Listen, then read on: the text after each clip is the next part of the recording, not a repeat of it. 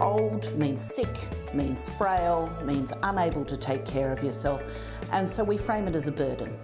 We frame it as an expense, a cost for society, because we need to look after these people, they're not able to look after themselves.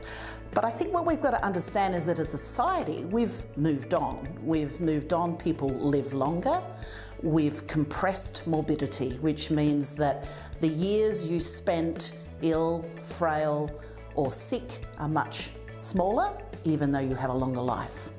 So what we've got are more productive years that we're able to live. It means you're able to do a lot more things for yourself, but you're also a big contributor to society.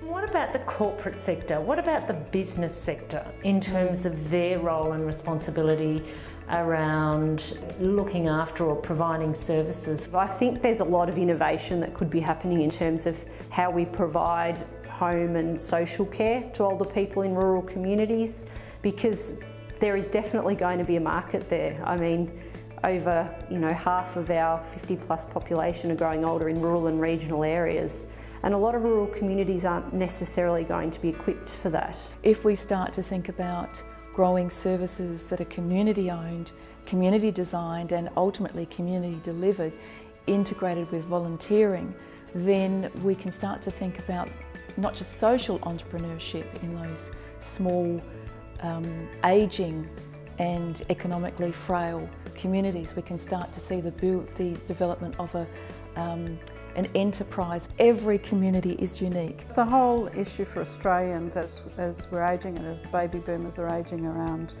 access to the community needs a range of creative strategies and solutions. We're always working with community members. They always come up with things that you would never think of, and that's why it's so important to engage them from the outset, because otherwise you'll box them into something that they probably won't be interested in using. When government services or providers think about going out to those communities, I think the important thing is to say they're going to be unique. We need to understand this community before we start to talk about doing anything with them.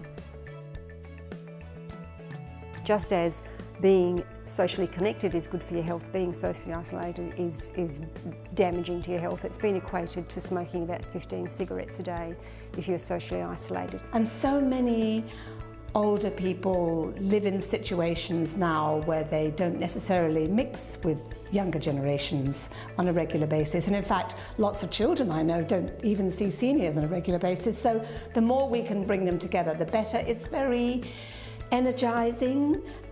It affirms the value of our seniors. We celebrate their lives and the things that they've done and the wisdom they can pass on.